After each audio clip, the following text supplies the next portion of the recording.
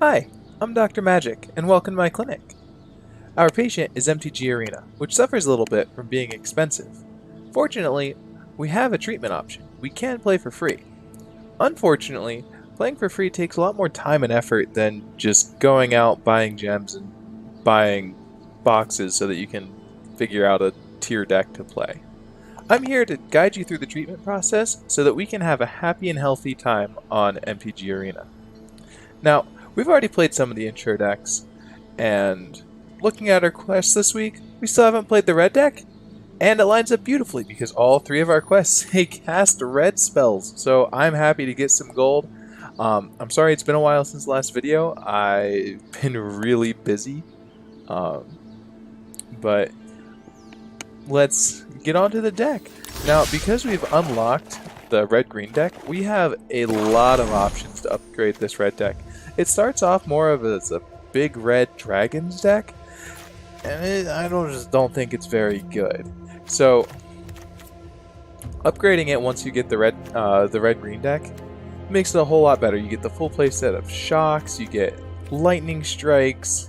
It just gets to be a whole lot better. You get to take out a lot of the late drops, like some of the dragons, Lathless, and some of the other stuff. I don't even remember what was in it at this point.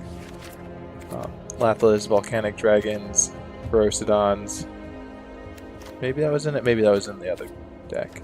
Anyway, basically all we want to do with this deck right now, curve out, play 1-drop, 2-drop, 3-drop, 4-drop, and hope that's enough. Now, the best part about this style of deck is typically, if it wins really fast. If it loses, it also loses really fast. So it's a great way to grind because you just increase the number of games that you can play in a set period of time, whether you want to think about it as games per hour or time per game. Anyway, let's select our deck. Oh. Good job, Howard. And let's get into the games. When you spend less mana to answer a threat than it cost, you have gained an important mana advantage. So that's talking about one of the basic tenets of the game, tempo. And we're actually playing what could be considered a tempo deck. As you get into the more streamlined burn decks, especially in other formats like Modern, which maybe we'll get in MTG Arena eventually, Burn is theoretically the best tempo deck because on average, its cards deal 2 damage. I'll get back to that in a second. I don't really like this hand. We can't cast any of our creatures. We've got 1 land, so we could just cast our Shock. So we're going to mulligan that. This is a lot worse, but it's keepable. And that's a... I don't really need another 2-drop, but it deals damage, so we're going to keep it. Anyway, so when all of your cards essentially deal 2 damage, you only need 10 cards to kill your opponent, so that's turn 3.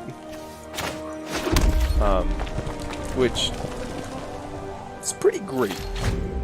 Anyway, our 10 cards you will have, or turn 3 you will have all those cards. Whether or not you cast them is a different matter. On an empty board, I'm going to go through. Oh, we're playing against a mono red mirror. I think the Instigator's probably better here. They're likely to play a blocker by next turn. So having 2 creatures, if they don't have a blocker, it's the same amount of damage. If they do have a blocker, but then we can still play the Viashino Pyromancer. Maybe clear out the blocker so that we have our 4-2 go through. Oh, it's Mono Red Storm. Well, okay, kill that. That's important that dies. So what Gutter Snipe does, whenever our opponent casts their sorcery spell, they deal that creature, Gutter Snipe, deals 2 damage to us. So if they get to cast a lot of instant sorcery spells, that's oh no, I forgot. That's a lot of damage potential over the course of the game. So we have an interesting choice here. all of our plays put the same amount of power on the field, but we have the option to use our mana efficiently. So I'm going to spend all my mana this turn. Fast. Lots of creatures.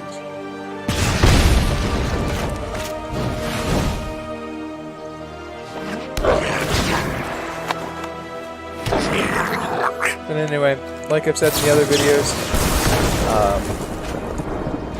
it's important to realize that our opponent, Blade, with a nice Johnny avatar, is a human being, not just a mysterious face behind the camera.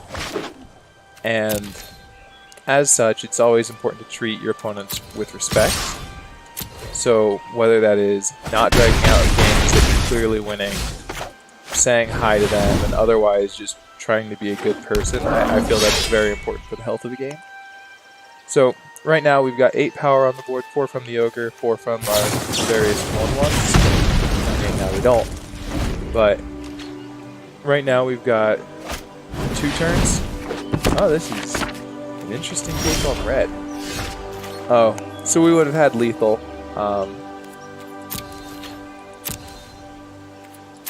So we would have done 8 damage here, and then 2 from the shock.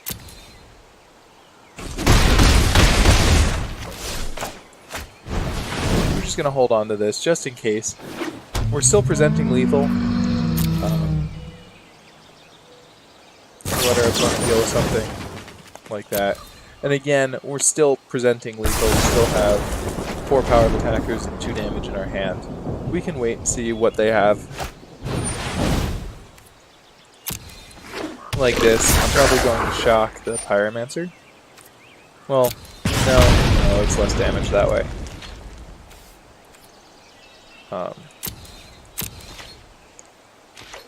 Anyway, this is one of the important... I've talked about it in other videos. This is one of the times it's really important to hold your spells. So, let's say we cast Shock here. They would go down to 4, and they would know that they have to block. Instead... or they would die. Instead, we're going to attack first. We'll see what our opponent does, because they're trading a 2-mana spell for half of a spell. So they make the correct decision here, and they block, and they'll go to... okay. And they'll go to 4. But they're not in a great spot. They just had to use bunch of removal spells and tokens. They have no cards in their hand, so they can draw cards with their encyclopedia. But I think we're in a pretty good spot. If we draw another shock, we win. Assuming they don't deal with our creature. If we draw a lightning strike, it doesn't matter if they deal with our creature or not.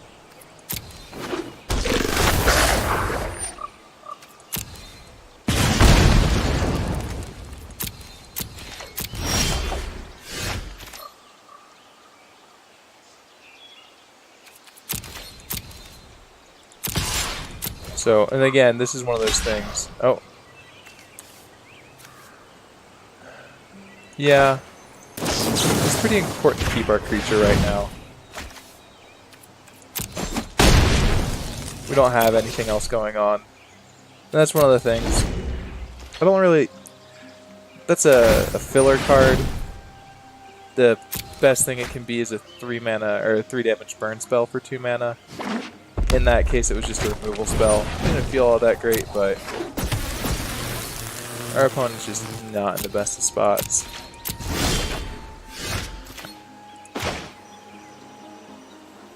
Okay, yeah. And again, we'll see what they do. We're not going to attack here. We would just lose our 1/1 against their 2/2. But right now, we still have 5 damage on the board. We're still... Our opponent still has to have something. We're at the point, our opponent's drawn a bunch of cards. They have enough mana from hitting their land drops that they can spend the 3 mana to continue drawing cards.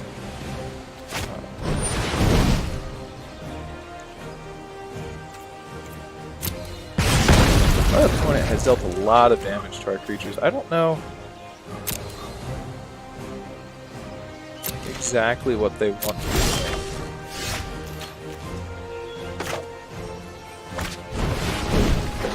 Again, that's one of the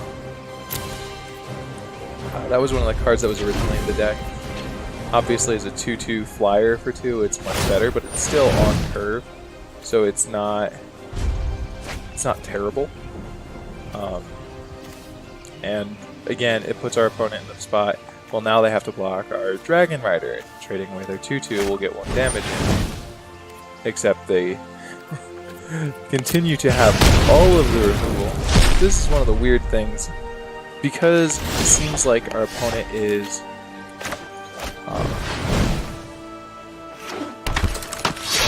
spending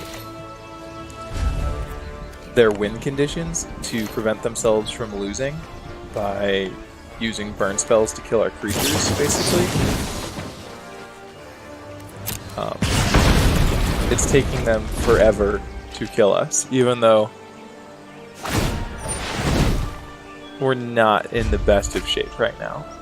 This is not the best example for our red deck. Gotta go fast, gotta play all the games. Alright, so at this point we're just waiting to draw our Lightning Strike. It doesn't look like our opponent can kill us easily. Okay, yeah, so here we win.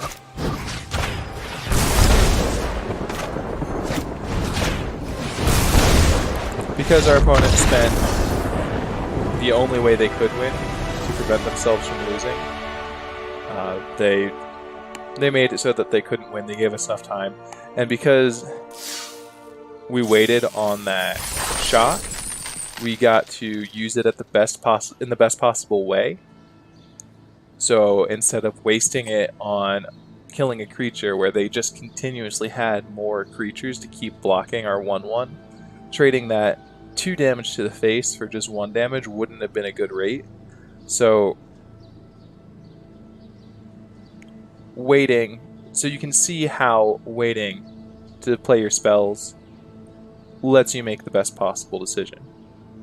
But anyway, so that's how the red deck goes. From what I've seen of other people playing MTG Arena, the way it starts to work, you start to unlock these multicolored decks. From there, you build your collection. You can upgrade these decks because a lot of them are pretty good.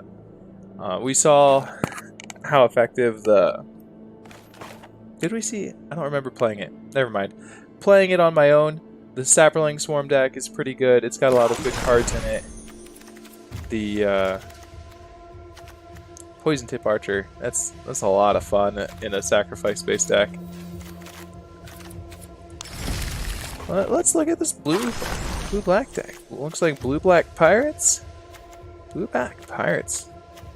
So Chart a Course, good card to have, especially in Phoenix-based strategies. Not having to spend wild cards on that is nice. If you're more invested in the game, you already have essentially infinite common and uncommon wild cards. You don't really care about that, but right now they're pretty good. Siren Stormtamers, again, great for mono blue tempo, which is actually a tiered deck for being monocolored and fairly wild card friendly. Kitesail Freebooter, another great card to have. Exclusion Mage, another mono blue tempo card.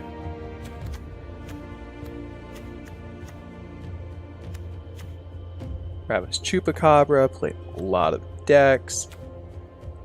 Demon Lord Belzenlock. Drowned Catacombs, always nice to have the buddy lands, the tag lands, whatever you want to call them. But yeah, so like I said, that's the red deck. If you like my video, let me know in the comments, give me a like, let me know what I could be doing better. Always welcome for constructive criticism if you just like the videos. Again, let me know, it feels great to hear. It also helps counterbalance any negative feedback. You know, if you like the informal, only one game, give you the basics, let you sort it out on your own, you say that, it'll help counterbalance someone else saying, oh, you need to go more in depth and be super strict and formal and walk through all of your plays and not start rambling about random things. Anyway, like I said, I'm Dr. Magic. That's the red deck, and hopefully I will see you sooner than the gap was between these last two videos. Thanks.